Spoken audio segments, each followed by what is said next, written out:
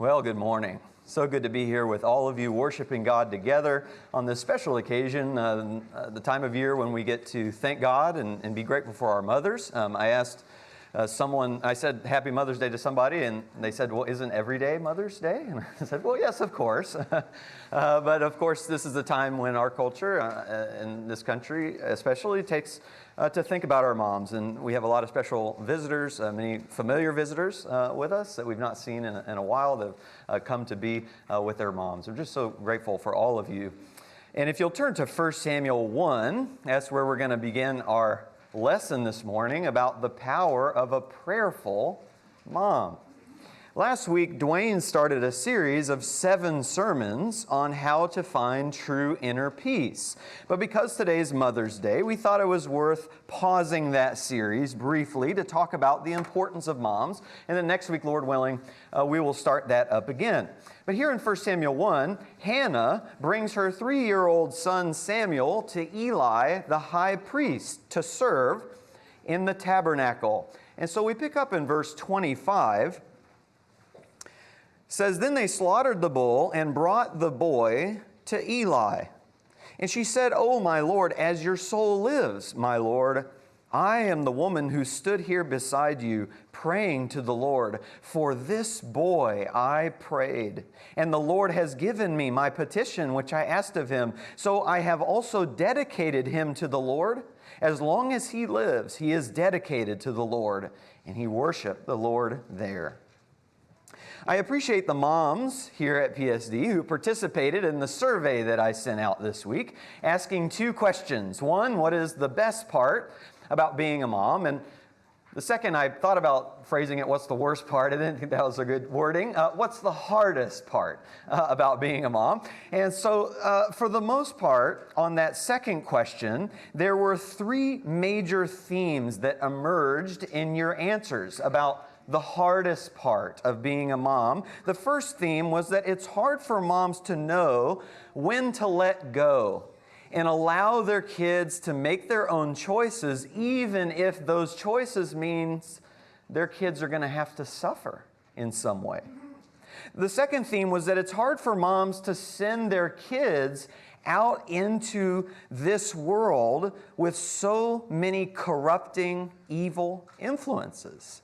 And then the third theme was that when you love someone so deeply, it's so hard to be vulnerable and trust in God to handle all the things beyond our control. And I think Hannah would say amen to all of those concerns. Hannah let go of her child when he was 3 years old. And she had to entrust Samuel to God's care, despite living in one of the most corrupt, wicked times in Israel's history. There were so many things beyond her control, so many questions Hannah must have had. But Hannah would say, that's why prayer is so crucial for motherhood. She teaches us the power of a prayerful mom, and that the most precious gift a mother can give her children are her prayers. That should say give, not giver. And this morning I want to talk about 5 ways, 5 reasons prayer is such a precious gift to your children. First of all, Hannah's prayers got her through her toughest times. Let's read together this story. We kind of jumped in toward the end, middle-ish. Let's go back to the beginning. And let's read verses 1 through 8. There was a certain man from Mamathaim Zophim from the hill country of Ephraim, and his name was Elkanah, the son of Jeroham, the son of Elihu, the son of Tohu, the son of Zuph, an Ephraimite. He had 2 wives. The name of one was Hannah, and the name of the other Peninnah. And Peninnah had children, but Hannah had no children. Now this man would go up from his city yearly to worship and to sacrifice to the Lord of hosts in Shiloh. And the 2 sons of Eli, Hophni and Phinehas, were priests to the Lord there. When the day came that Elkanah sacrificed, he would give portions to Peninnah his wife and to all her sons and her daughters. But to Hannah he would give a double portion, for he loved Hannah. But the Lord had closed her womb. Her rival, however, would provoke her bitterly to irritate her because the Lord had closed her womb. And it happened year after year, as often as she went up to the house of the Lord, that she would provoke her. And so she wept and would not eat. Then Elkanah, her husband, said to her, Hannah, why do you weep and why do you not eat? And why is your heart sad? Am I not better to you than 10 sons? So Elkanah, who for the most part is a righteous man, made the foolish decision to marry 2 women, possibly because Hannah could not bear him children. Well, that creates all kinds of problems because Peninnah can bear children, but Hannah is still Elkanah's favorite wife. And so Peninnah is jealous of her, and she takes every opportunity she can get to belittle Hannah and irritate her. In their culture, bearing children was one of the primary roles of a woman, especially because of God's promise to Abraham to bless the world through their seed. And because the land that they owned there in Canaan was meant to be handed down from generation to generation. So Hannah would have felt incredibly ashamed and useless. And Peninnah just rubs it in her face.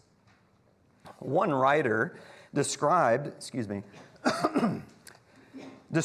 how this might have gone every year as their family was packing up and getting ready to go to Shiloh for worship. Imagine, Peninnah says, now, do all you children have your food? Dear me, there are so many of you, it's hard to keep track. A child speaks up, Mommy, Miss Hannah doesn't have any children. Can you repeat that, dear? Miss Hannah doesn't have any children. Oh, yes, that's right. She doesn't have any children. Well, doesn't she want children? Oh, yes, she wants children very, very much. Wouldn't you say so, Hannah? Don't you wish you had children too? And the child asks, doesn't Daddy want Miss Hannah to have kids? Oh, certainly he does. But Miss Hannah keeps disappointing him. She can't have kids. Well, why not? Because God won't let her. Well, does God not like Miss Hannah? Well, I don't know. What do you think? Oh, by the way, Hannah, did I tell you I'm pregnant again? Do you think you'll ever be pregnant? It's painful to listen to that exchange. And I understand that's a fictional description. But the real thing may have been far worse. Verse 6 says that Peninnah was her rival. She's so bitter. She's doing everything she can to get under Hannah's skin. And so on top of the shame that Hannah's already feeling, she has mockery on top of it, and she's absolutely heartbroken. Well, now her husband comes along. You know, he's got good intentions, but he's no comfort at all because he does what many husbands do, unfortunately, and he tries to tell his wife that she should not be feeling what she is feeling. And then he offers himself as a consolation prize. I mean, look on the bright side, Hannah. At least you have me. He doesn't really understand her pain, but Hannah knows God does, and that she can come to him for comfort. And so in verses 9 and 10, continuing, then Hannah rose after eating and drinking in Shiloh. And now Eli, the priest, was sitting on the seat by the doorpost of the temple of the Lord, and she, greatly distressed, prayed to the Lord and wept bitterly. She knows God won't say to her, what's your problem? Why are you so sad? Big girls don't cry. And look on the bright side, at least you have me. She knows God is the only one she can turn to for comfort and to help her through this trying, difficult situation in a way that no one else can. And so she pours out her soul to him. And here's the application. I understand Hannah wasn't a mom yet, but she's setting herself up to be a powerful mom by plugging into God's help during tough times. The truth is, there are a lot of tough times associated with motherhood. A lot of wonderful things for sure, but a lot of hard things. Maybe like Hannah, you want to be a mother, but can't bear children. Or maybe you got pregnant, but your pregnancy and the delivery are just really, really hard on your body. And then once you have kids, you find that they're challenging you in ways that you never thought possible. You may have even had to watch your kids suffer, either because of their poor health or because of their poor choices. And you may have rivals along the way who are mocking you and belittling you and making you feel guilty about everything that you do as a mom. As a mother, you're going to experience hard times, and your kids are going to need you to be strong and not exhausted and discouraged and downtrodden and heartbroken. And that's why you'll need God every step of the way. As a mother, you want to learn Hannah's ability to lean fully on the Lord in hard times, because leaning on your husband and leaning on your kids, it's not going to be enough to give you the strength and the power that you need as a mother. But if you plug into prayer, you'll be a powerful mom, ready to take on the world. And your prayers will be a precious gift to your children, because they will have a mom who can be there for them, who can be strong for them. Secondly, Hannah's prayers helped her appreciate her child as a gift from God. Verse 11 says she made a vow and said, "O Lord of hosts, if you will indeed look on the affliction of your maidservant and remember me, and not forget your maidservant, but will give your maidservant a son, then I will give him to the Lord all the days of his life, and a razor shall never come on his head." So this kind of prayer was common in the law of Moses' system, where they would ask God for something and then they would promise or vow to do something for him in return. What was very uncommon was the specific vow that she made, that she would give Samuel to God essentially as a Nazirite. This harkens back, this idea of not shaving his head, this harkens back to Numbers chapter 6 and the Nazirite vow, where he would be holy in God's service for his entire life. It's important to understand, when God rescued Israel from Egypt, he told them, "The first of everything that you have belongs to me. The first of your crops, the first of your animals, and yes, even your firstborn children belong to me." But then God set up a system where they could take an animal and sacrifice the animal and redeem or buy back their firstborn child from God so that they could hang on to the child and raise him. So what Hannah is telling God is, if you give me a son, I won't redeem him. I won't buy him back from you. I will give him to you in your service his entire life, because I know he's really yours. Well, since most people prayed out loud in those days, Eli, the high priest, sees her praying silently to herself, and he thinks that she's drunk. And she assures him that's not the case at all. If you pick up in the text in verse 15, "But Hannah replied, 'No, my Lord, I am a woman oppressed in spirit. I have drunk neither wine nor strong drink, but I have poured out my soul before the Lord. Do not consider your maidservant a worthless woman.'" Remember that word, worthless. We're going to talk about that later. "For I have spoken until now out of my great concern and provocation." And then Eli answered and said, "Go in peace, and may the God of Israel grant your petition that you have asked of him." And she said, "Let your maidservant find favor in your sight." So the woman went her way and ate, and her face was no longer sad.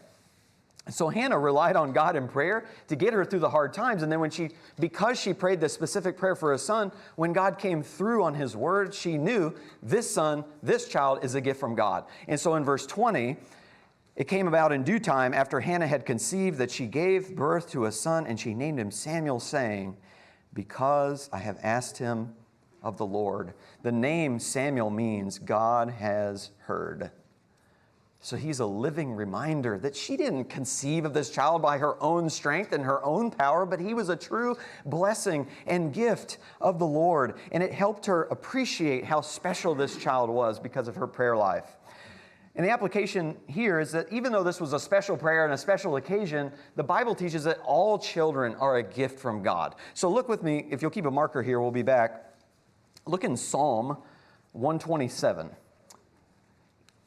In Psalm 127 and 128, this is like a pair of twin psalms that belong together that talk about the beauty of a godly household and how God will bless your house if you fear his name and obey him. And in Psalm 127, verse 3, it says, "Behold, children are a gift of the Lord, and the fruit of the womb is a reward." If you drop down to the next Psalm, 128, verse 1 through 3, "How blessed is everyone who fears the Lord, who walks in his ways. When you shall eat of the fruit of your hands, you will be happy, and it will be well with you. Your wife shall be like a fruitful vine within your house, and your children like olive plants around your table."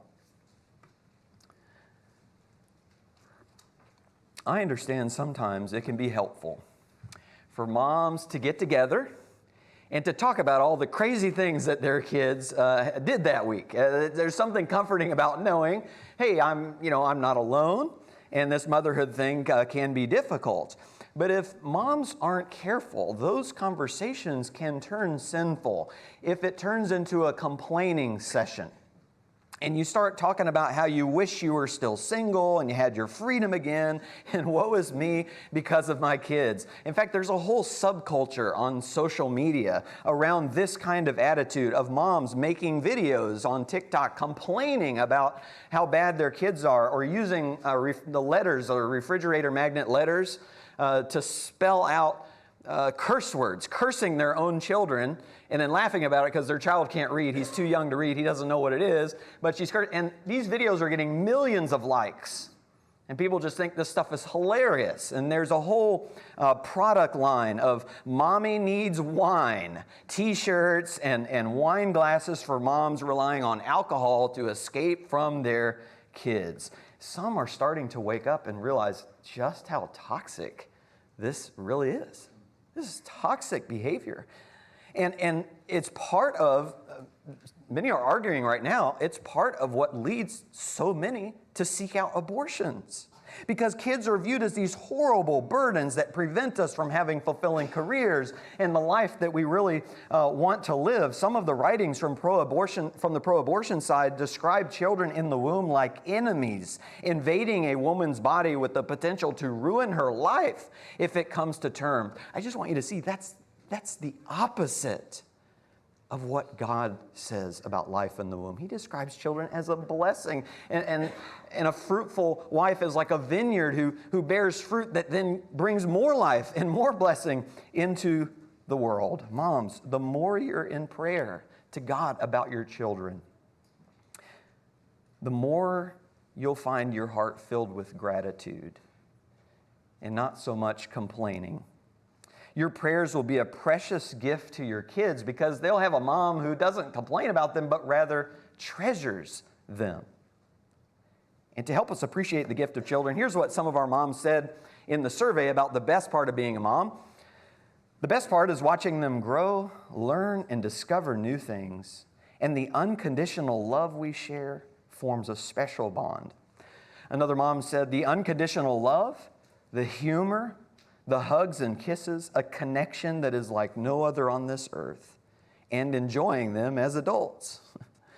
And finally, one mother said, their innocent happiness that we have lost as adults is a daily gift, reminding us we were once this way, and we can see the world through their eyes for a little while again. Prayer will help you realize your kids are a gift, not a burden. Thirdly, I'm way behind on my clicking. Sorry about that. So the blank on your outline is the word complaining. You can complain that I missed that. I missed that click. Okay, thirdly, Hannah's prayers helped her dedicate her child to God. So let's go back to 1 Samuel 1 now. Let's read verse 21 down to verse 24. We started in verse 25, so let's do 21 to 24. Then the man Elkanah went up with all his household to offer to the Lord the yearly sacrifice and pay his vow. But Hannah did not go up, for she said to her husband, I will not go up until the child is weaned. Then I will bring him, that he may appear before the Lord and stay there forever. Elkanah, her husband, said to her, do what seems best to you. Remain until you have weaned him. Only may the Lord confirm his word. And so the woman remained and nursed her son until she weaned him. And now when she had weaned him, she took him up with her with a 3-year-old bull and 1 ephah of flour and a jug of wine, and brought him to the house of the Lord in Shiloh, although the child was young. Hannah's devotion to God is stunning to moms everywhere. I mean, when she asks for a child, she doesn't ask for a child just because she's lonely and, she doesn't want to look bad in front of the other moms and she wants some companionship. She doesn't ask for a child because she wants to rub it in Penina's face and say, oh yeah, now look who has children. Now I'm the favorite wife and I can have kids, so Elkanah doesn't even need you anymore. That's not why she asked for a son. She asked for a son so that she could dedicate him to the Lord's service. That was her primary motivation, which means she weaned him for a period of about 3 years, and then it was basically like she gave Samuel up for adoption at the tabernacle to Eli the high priest, so he could be raised in service there. In the survey I sent out, one of the moms said the hardest part of motherhood is the empty nest after the kids leave. But Hannah has an empty nest just 3 years after her child was born. Now, in fairness, though this is still incredibly difficult for Hannah, not minimizing it at all, the city of Shiloh, where the tabernacle was only 20 miles away from where Hannah lived. Now, 20 miles is a long way on foot when you don't have a car, but 20 miles is not very far away at all for a loving mother to go see her kid. And we know from the text that she at least visited Samuel at the tabernacle once a year. And I'm sure she visited more often than that, but at least once a year. We see this in 1 Samuel 2. Look in verse 18. 1 Samuel 2. In verse 18, now Samuel was ministering before the Lord as a boy wearing a linen ephod, and his mother, Hannah, would make him a little robe and bring it to him from year to year when she would come up with her husband to offer the yearly sacrifice. Then Eli would bless Elkanah and his wife and say, may the Lord give you children from this woman in the place of the one that she has dedicated to the Lord. And they went to their own home. And then the Lord visited Hannah, and she conceived and gave birth to 3 sons and 2 daughters. And the boy Samuel grew before the Lord. So even though Hannah left Samuel there at age 3, he was always on her heart. He was always in her prayers. She went and made him clothing to deliver to him once a year there. And because of her amazing devotion and sacrifice and trust in the Lord, God blesses her with 5 more children. There are a lot of great things about being a mom, but a prayerful mom knows the most important thing about being a mom is dedicating your children to the service of God. In the survey I sent out, some of our moms at PSD mentioned this is one of the best parts of being a mom. One mom said the best part was, quote, the feeling of wanting to protect them while simultaneously seeking to learn ways of raising them in a godly, kind, gentle manner, yet with clear discipline boundaries. Another mom said, the best part is the opportunity to point the child to God, to watch them grow spiritually and make their faith their own.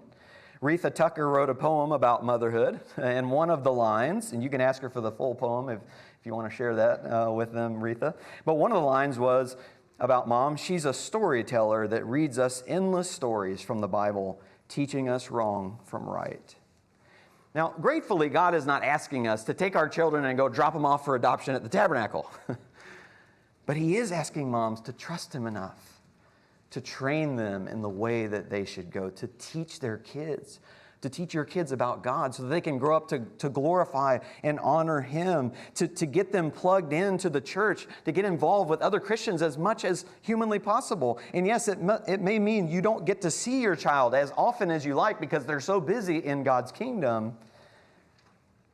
But a prayerful mom knows giving their kids in service to God is what real biblical motherhood is about, even when it takes sacrifice. In fact, recent studies show that kids who grow up involved in the church are much happier, are much more satisfied and fulfilled in life, and much safer from harmful activities than kids who do not. Your prayers will be a precious gift to your kids because their mom will be sending them down a path of joy and rich spiritual blessings.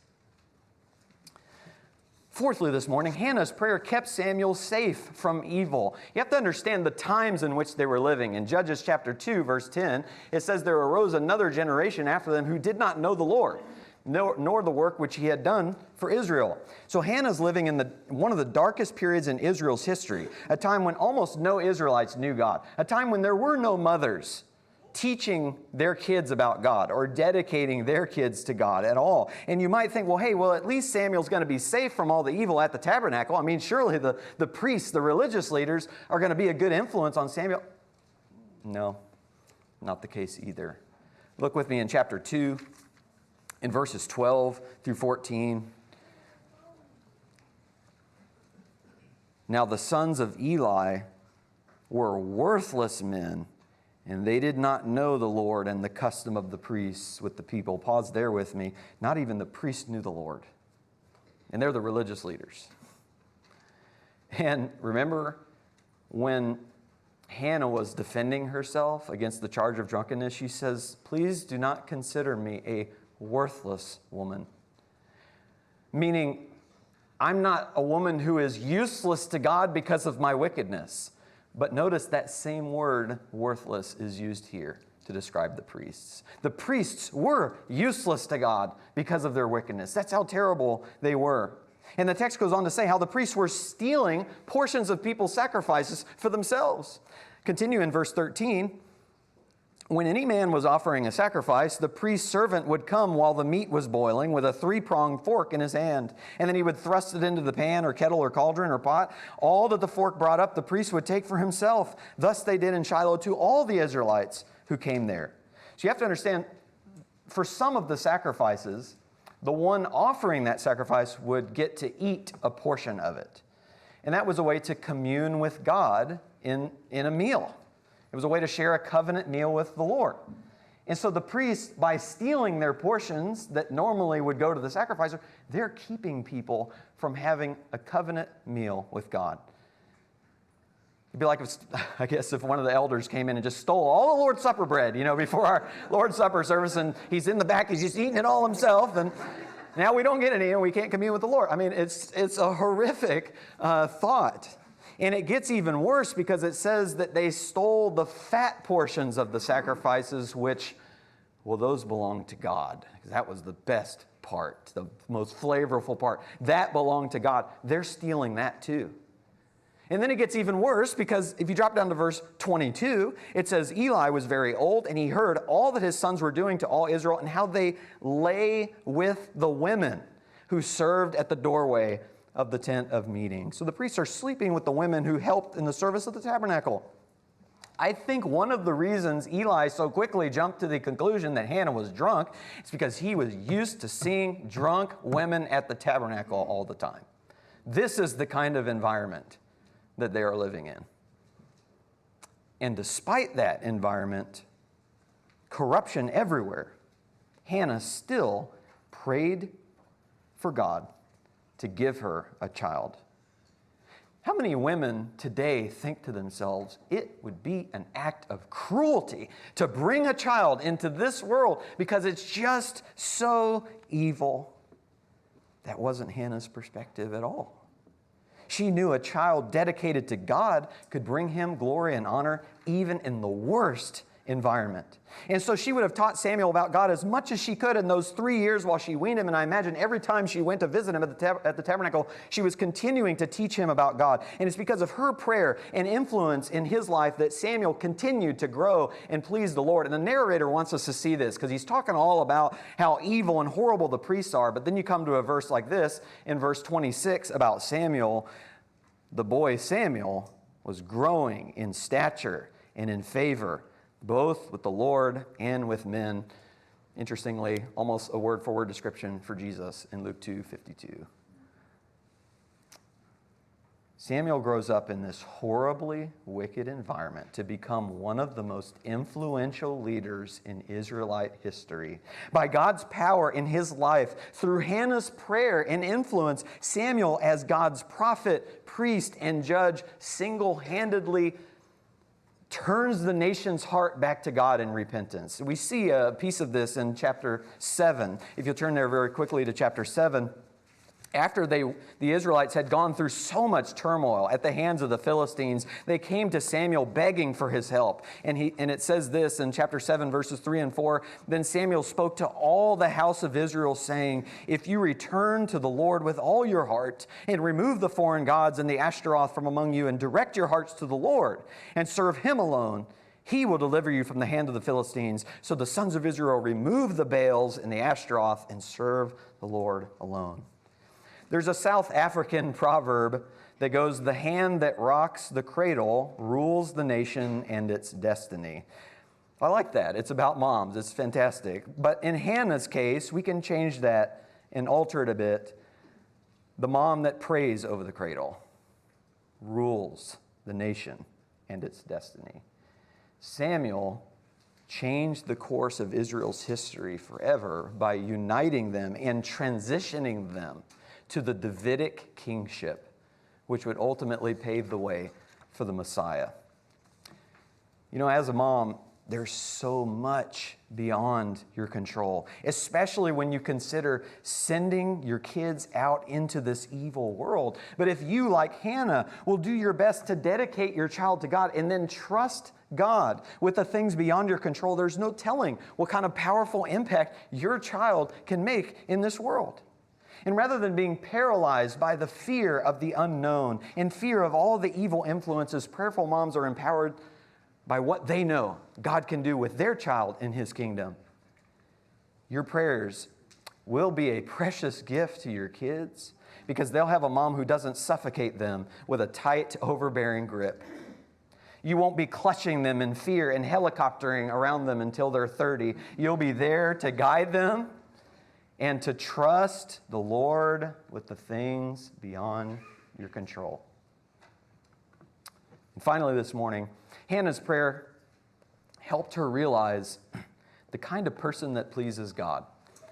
After Hannah leaves Samuel at the tabernacle under the care of Eli, she praises God because through this whole experience, she learns valuable lessons about who God is and what He's looking for in the way that He operates in people's lives. And then she prays this amazing prayer in chapter 2. And I want us to read, this will be our final reading this morning. I want us to just read this prayer, and then I'll just help us appreciate what's so profound about this. Verse 1, "Then Hannah prayed and said, 'My heart exults in the Lord. My horn is exalted in the Lord. My mouth speaks boldly against my enemies because I rejoice in your salvation. There is no one holy like the Lord.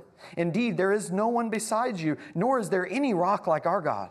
Boast no more so very proudly.'" Maybe she's thinking of Penina there. "Do not let arrogance come out of your mouth. For the Lord is a God of knowledge, and with Him actions are weighed. The bows of the mighty are shattered, but the feeble gird on strength. Those who were full hire themselves out for bread, but those who were hungry cease to hunger. Even the barren gives birth to 7, but she who has many children languishes. The Lord kills and makes alive. He brings down to Sheol and raises up. The Lord makes poor and rich. He brings low. He also exalts. He raises the poor from the dust. He lifts the needy from the ash heap to make them sit with nobles and inherit a seat of honor. For the pillars of the earth are the Lord's, and He set the world on them. He keeps the feet of His godly ones, but the wicked ones are silenced in darkness. For not by might shall a man prevail. Those who contend with the Lord will be shattered. Against them He will thunder in the heavens. The Lord will judge the ends of the earth, and He will give strength to His king, and He will exalt the horn of His anointed." Her main point in this prayer is that God exalts the humble and brings down the proud. And what's so awesome is that her prayer becomes the template for understanding everything that happens in 1 and 2 Samuel. Why is it that Samuel succeeds? It's because he's a humble man who relies on the Lord's strength in his life. Why is it that King Saul fails? It's because he's prideful and arrogant, and God brings him down. Why is it that King David succeeds? It's because he's a humble shepherd, a man after God's own heart, and so God exalts him to the throne. And what's more, her prayer becomes the template for God's ultimate king, Jesus, who will humble himself even to the point of death on a cross, which is why Mary, the mother of Jesus, after Jesus is born, she uses Hannah's prayer as a template for her own prayer and even quotes directly from Hannah's prayer. So you have this amazing prayer that serves as a template for every righteous person and every righteous king who will ever be exalted by the Lord, culminating in King Jesus, and who's the one who first gave voice to this template for righteousness? Who's the one who, despite living in the wicked period of the judges, showed us what it looks like to humbly trust in the Lord and in His power, and in whose footsteps Jesus would one day follow? It was Hannah, a prayerful mom. Moms, do you know what pleases God more than anything? It's not when you try to be a super mom on your own strength and your own power, and you try to compete with other moms around you who seem to have it all together, and you think if you can just read new books and study new material and institute new techniques, well, then you can come out on top and be better than all those moms and earn the #1 mom award. That's not what pleases God. What pleases God is when you humbly cast yourself at His feet and say, I can't do this without you. That I can't handle the hardships and disappointments and fears and worries and the emotional roller coaster that is motherhood without you.